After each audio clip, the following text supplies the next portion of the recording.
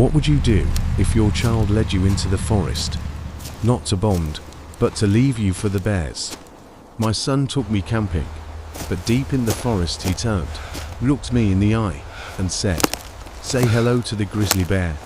Then he abandoned me, no food, no gear, nothing. He thought I'd never come back. But when he returned home, I was already waiting, with the truth he never expected. Before we continue, please subscribe and tell me in the comments where you're listening from. When my son, Daniel, called me one evening and asked if I wanted to go camping with him, I almost couldn't believe it. My heart lifted in a way I hadn't felt in years. He hadn't invited me to anything in so long. Most of our recent conversations had been short, cold exchanges, a quick hello on holidays, or a reminder about bills. But that night, his voice was steady, almost casual. "Dad, you used to love camping, right? How about we go this weekend?" I remember staring at the phone in silence, a strange warmth spreading through me. My son, my only son, wanted to spend time with me again. I smiled, blinking back tears I didn't want him to hear. "Of course, son. I'd love that." The days leading up to the trip, I found myself pulling out my old camping gear, dusting off the tent we had used when he was just a boy. Back then, he would run around the forest, his little boots sinking in the mud, laughing whenever I pretended to get lost. He used to hold my hand tightly, terrified of the owl's hoots in the night, but trusting me to protect him. Now, as I packed the same gear, I couldn't help but hope maybe this was his way of wanting to reconnect. Perhaps we could rebuild what time and distance had broken between us. When he arrived to pick me up, though, something felt off. He didn't hug me, didn't even smile. His eyes stayed glued to his phone. I placed my bag in the trunk. "You ready?" he asked flatly, without looking up. I swallowed my disappointment and nodded. "Yeah, all set." The drive was long and mostly quiet. I tried to start conversations, reminding him of the times we had camped when he was little, asking about his work, and even inquiring about his health. He gave me short answers, barely more than a word or two, before returning to whatever conversation he was having on his phone. Still, I ignored the stink. I told myself he was just distracted. That once we were out in the forest, once it was just the two of us, he would open up like before. I kept holding on to that hope as the trees grew taller outside the window, the roads narrowing into winding paths of gravel. Somewhere deep inside, though, a small voice whispered that something wasn't right, that this trip wasn't about bonding, not the way I had dreamed, but I pushed that thought aside. After all, he was my son, my flesh and blood. What reason could he possibly have for taking me into the wilderness, if not love? We left the car at the edge of a dirt road where the forest seemed to swallow the horizon. The trees stretched high into the sky, their tops almost touching the clouds, their shadows heavy and unwelcoming. Daniel slung his backpack over one shoulder and started walking ahead without waiting for me. I tried to keep up, my knees aching from years of wear, but he didn't slow down. His boots crunched over fallen branches, while mine dragged across the damp earth. "Do you remember the first time we camped here?" I asked, a little out of breath, but eager to spark something between us. "You must have been 7. You were scared of every squirrel that jumped out of the bushes. You clung to my hand the whole night." Daniel didn't answer. He just shrugged without looking back, his attention fixed on the narrow path winding deeper into the woods. The silence between us grew heavier than the backpack on my shoulders. By late afternoon, we found a small clearing where he decided we would set up camp. I began unpacking, carefully rolling out the old tent, while Daniel leaned against a tree. Scrolling on his phone, he didn't help. He didn't even look up. "Do you want to gather some firewood?" I asked gently. "Yeah, later," he muttered, not moving. I forced a smile, though my chest ached. This wasn't how I remembered camping with him. Back then, we used to build the fire together, roast marshmallows, laugh until the night swallowed our voices. Now, the only sound was the dry crack of branches under my feet as I worked alone. When darkness finally settled, we sat by the weak fire I had managed to start. I tried to talk again, about his mother, about how proud she would have been to see him now. But Daniel just nodded absent-mindedly, his eyes lost in the flames. Later, as I lay in the tent, struggling to fall asleep, I heard him whispering outside. His voice was low, careful. "Yeah," he said softly, almost like a secret. "I'll take care of it tomorrow." I froze, my eyes snapping open in the darkness. My breath caught in my throat. Who was he talking to? What did he mean? I strained to hear more, but his voice faded into the crackle of the dying fire. For the rest of the night, I couldn't sleep. My heart pounded against my ribs, and an unease I couldn't explain crept into my bones. Something was wrong, and yet I told myself once again that he was my son, my only son. I couldn't imagine he'd ever want to hurt me. But the forest was dark, the silence unbroken, and I couldn't shake the feeling that I was walking into something I couldn't escape. The next morning, Daniel woke me up earlier than usual. The fire had burned out, and the forest was still wrapped in mist, the air damp and cold against my skin. He stood outside the tent, already dressed, his backpack slung over his shoulder. "Come on, Dad, let's go for a hike. There's a trail I want to show you," he said flatly. His tone was unusual, too sharp, too impatient, but I pushed the thought aside and forced a smile. Maybe he wanted to surprise me with a hidden view, the kind he used to beg me to show him when he was little. We walked deeper into the forest. The ground was uneven, roots jutting out like veins across the soil, rocks slick with dew. Daniel kept a quick pace, his long strides forcing me to push my tired legs harder. Sweat trickled down my back, but he never slowed. "Daniel, wait up," I called out, panting, but he didn't answer. He just kept moving, glancing over his shoulder once with a look I couldn't quite read. Finally, after what felt like an eternity, he stopped. We were in a dense part of the woods, no clear trail, just trees towering all around us, their branches blocking out the sun. I looked around, confused. "Where exactly are we?" I asked, breathing heavily. Daniel turned slowly, his face cold, expressionless. Then, suddenly, a smile crept across his lips, not the warm smile I remembered from his childhood, but a sharp, unsettling one that made my chest tighten. "Say hello to the grizzly bear," he said softly, almost like he was amused. At first, I thought he was joking, but his eyes told me otherwise. My blood ran cold. Before I could ask what he meant, he dropped my backpack onto the ground with a dull thud. He looked at me for a moment, not with love, not even with anger, but with something worse, indifference. Then, without another word, he turned and started walking away. "Daniel," my voice cracked. I took a step forward. "What do you mean? Where are you going?" He didn't answer. He didn't even look back. Panic surged through me as I realized what was happening. He was leaving me there, in the middle of the forest, alone. My heart pounded so hard I could hear it echo in my ears. I wanted to believe this was some kind of test, a cruel prank, but deep down, I knew. The words I had heard him whisper last night echoed in my mind. "I'll take care of it tomorrow." And tomorrow had come. I stood frozen, trembling, as his figure disappeared between the trees, swallowed by the shadows. For the first time in my life, I felt the crushing weight of betrayal by my blood.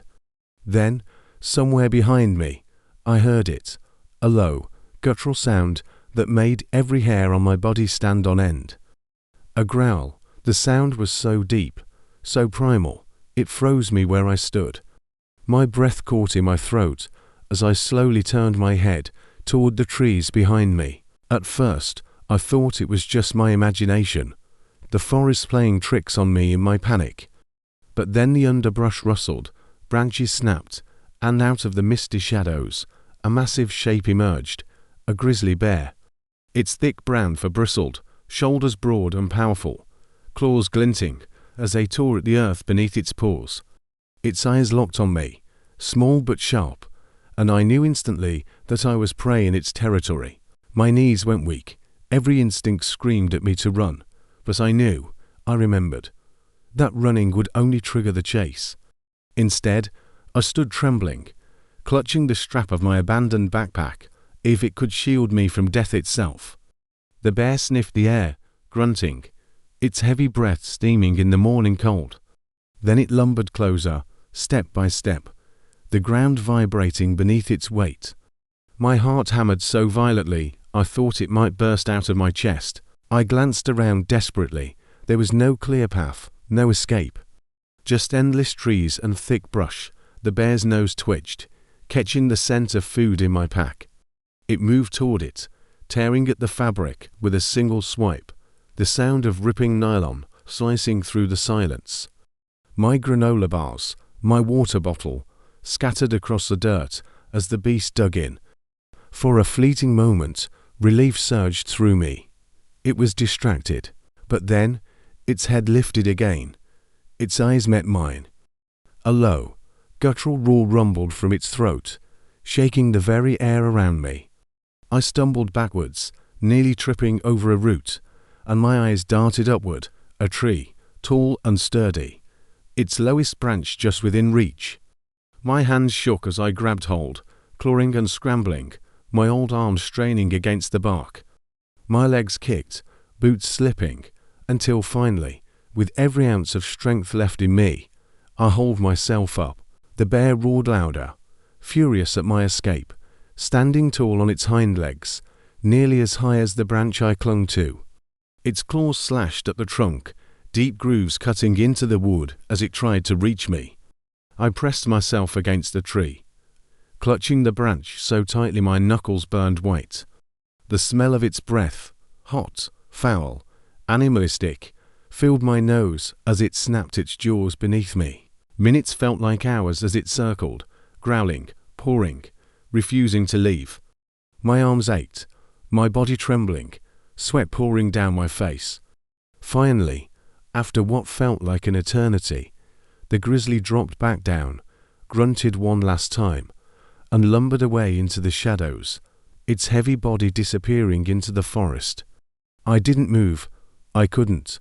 My body was rigid with fear, and tears blurred my vision as I realized what had just happened. My son, had led me straight into death's mouth, and if not for sheer luck, I would already be gone. But as I clung to that tree, shaking, my fears slowly gave way to something else. A question that burned inside me like fire. Why? Why would my son want me dead? I don't know how long I stayed in that tree. My arms throbbed, my legs cramped, and my throat was dry as sand. Every rustle of leaves, every snap of a branch made me think the bear had returned. By the time I finally climbed down, my body shook so badly I nearly collapsed. The forest was silent again, but it was no comfort. Silence in the wilderness meant isolation, no help, no safety. Only me, and the betrayal burning in my chest. I stumbled to my backpack. What was left of it anyway, torn, shredded. The food was gone. My water bottle had rolled into the dirt, cracked and leaking. I picked it up anyway, tilting it to my lips for the few drops that remained. "Why, Daniel?" I whispered into the emptiness. My voice trembled. "Why would you do this to me?"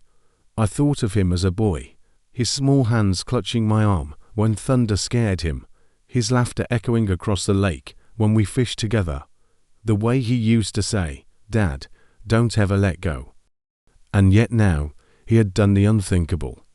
My only son had walked away, leaving me to die. I pressed my back against a tree and let the tears come. They poured down my face, hot and bitter, mixing with the dirt on my skin. But I couldn't stay there. If the bear came back, or if night fell, I wouldn't last. So I pushed myself up and forced my feet to move. I searched for water, for anything. My mouth was dry, my stomach hollow. After hours of wandering, I found a small stream trickling between rocks. I fell to my knees, scooping water with my trembling hands, drinking greedily until my stomach ached. The berries I found nearby, I hesitated. Some could be poisonous.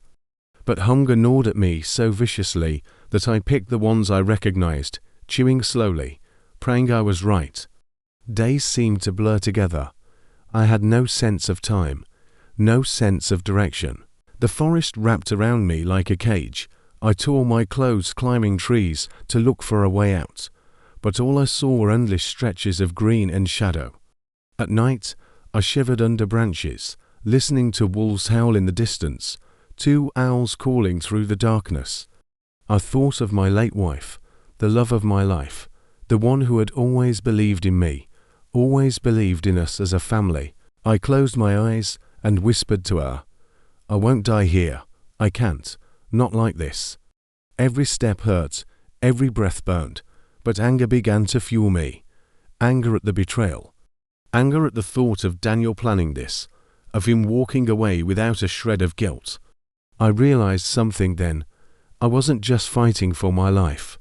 I was fighting for the truth, for the chance to face my son again and ask him why. And maybe, just maybe, to show him that I was stronger than he ever imagined. By the 3rd day, I was barely more than a shadow of myself. My body ached with every step, my clothes were torn, and my hands were covered in scratches from clawing through branches and brambles. My lips were cracked from thirst, and every sound in the forest sent a jolt of fear down my spine. But something inside me refused to give up. Maybe it was stubbornness. Maybe it was the memory of my wife's voice telling me I was stronger than I knew. Or maybe it was the deep, burning need to face Daniel again and demand an answer. As I stumbled through the trees, my foot struck something hard, a flat rock. No, not just a rock, a path. The dirt was packed down differently, smoother than the wild forest floor. My heart leapt. It had to be a trail. I followed it, though each step was a battle. My knees threatened to buckle, but I forced myself forward, whispering under my breath, don't stop now." Hours later, just as the sun began to set, I saw it, a small wooden structure nestled between the trees. At first I thought it was a mirage, but the closer I came, the clearer it grew. A cabin, a ranger's cabin. I nearly collapsed at the sight. My legs trembled as I staggered forward, my hand reaching for the door frame. With the last of my strength, I knocked. The door creaked open, and a man in uniform appeared, his eyes wide with shock at the sight of me. "Good God, sir, are you all right?" he exclaimed, rushing to catch me as I swayed. I tried to answer, but my voice broke, nothing more than a whisper. My son," the world spun, and I collapsed into his arms. When I woke again, I was in a small bed, a blanket over me, the smell of warm soup drifting through the air. My body still ached, but I was alive because I had refused to let betrayal bury me in the forest. The ranger leaned over me, relief in his eyes. "You're lucky we found you. Another night out there, and you might not have made it." I nodded weakly, then swallowed hard. My voice trembled as I forced out the truth. It wasn't the forest that tried to kill me. It was my son. The ranger frowned, disbelief flashing across his face. But as I explained, haltingly, painfully, how Daniel had lured me out there, abandoned me, and left me to face death, his expression hardened. And then came the words that made my blood run cold. "You said his name was Daniel." The ranger asked. "Yes," I whispered. He sighed, pulling out a small folder from his desk. "Sir, we received a report just 2 days ago. Someone named Daniel filed a missing persons report for you. He said you wandered off during your camping trip, and he couldn't find you." My breath caught, my stomach twisted. He had already set his story, already tried to cover his tracks. In that moment, I understood everything. My son hadn't just abandoned me, he had planned it all. And now, if I didn't act, he would get away with it. The ranger helped me recover for a day before contacting the local authorities. They wanted a full statement, details about what happened in the forest. I told them everything, every word Daniel said, every step he took before leaving me behind. The officer listening kept exchanging glances with his partner, as if struggling to believe a son could do such a thing, but I wasn't lying. I couldn't be. The wounds on my arms, the torn clothes, the hollow look in my eyes, they were proof enough. Finally, they agreed to arrange a meeting. When Daniel walked into that small ranger outpost the next afternoon, my heart almost stopped. He looked calm, composed, and even relieved when he saw me. "Dad," he exclaimed, rushing toward me like a devoted son. "I was so worried. I thought I lost you in the woods." His voice was smooth, practiced. I didn't answer at first. I just looked at him, my only son, the boy I had raised, the boy I had carried on my shoulders, the boy who had once said I was his hero. My chest tightened with the memory of it all. Then, finally, I spoke. "Why, Daniel?" The room fell silent. The officers looked between us. Daniel froze, his smile faltering. What do you mean?" he stammered. "I tried to find you. I even filed a missing persons report."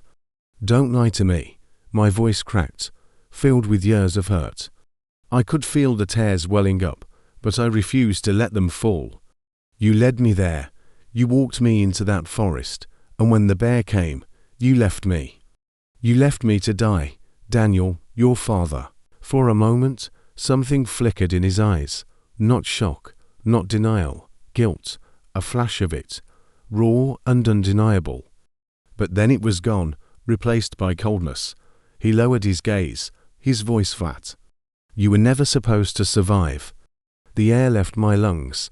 Even the officers stiffened. One of them stepped forward, his hand resting on his holster, as if sensing the darkness in Daniel's words. I forced myself to speak, my voice trembling. "Why? Why would you do this to me? I gave you everything. I worked myself to the bone so you could have a better life. Your mother adored you." My throat tightened. "We loved you." Daniel's jaw clenched. His hands curled into fists at his sides. "Loved me. You call that love? You were never there.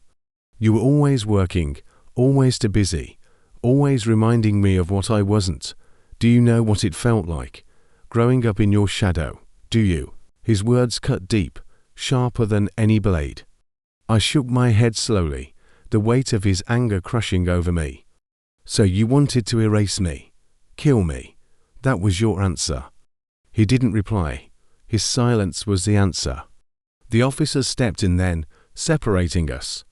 One of them spoke firmly. "Mr. Daniel, you need to come with us." As they led him away, he turned back to me, his eyes burning with something I couldn't quite name. Not regret, not love, something darker. And I sat there, broken, watching the boy I had raised, the boy I had once carried in my arms, being led away in handcuffs. I wanted to cry, I wanted to scream, but all I could do was whisper to myself. My son tried to bury me in the forest, but I survived. The days after Daniel's arrest blurred together, like a storm I couldn't escape. The police took my statement again and again, each time asking for more details, trying to piece together the twisted puzzle of what my son had done. And every time I repeated the words, my heart broke a little more. It wasn't the forest that haunted me anymore. Not the bears roar echoing in the night. Not the hunger clawing at my stomach. Not even the cold loneliness that nearly swallowed me whole. It was the look in Daniel's eyes. That brief flicker of guilt, followed by the coldness that told me he had made his choice long before that day. At night, lying in the ranger's cabin bed, I replayed everything. His laughter when he was little, the way he used to run to the door when I came home, and how he once begged me to read him the same bedtime story every night. And then I thought of how he had walked away from me in that forest, my son, without looking back. The grief was heavier than the fear had ever been. One morning, the ranger sat with me as I sipped weak coffee. my hand trembling around the mug. He said gently, "You're lucky to be alive.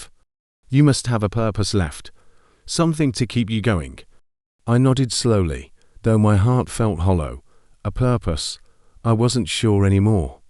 My family was shattered. The boy I raised was gone. But then, I thought about survival, about how I had refused to let death take me in that forest, about how every broken step, every painful breath, was proof that I wasn't finished yet. Maybe my purpose wasn't for me. Maybe it was for others to tell his story. To make sure people understood how betrayal can hide where you least expect it. To remind them that strength is sometimes born from heartbreak. And so I began to write, to speak, to tell anyone who would listen that I was the man who had been abandoned in the forest by his son. The man who faced the bear, faced the wilderness, faced death itself, and still walked out alive.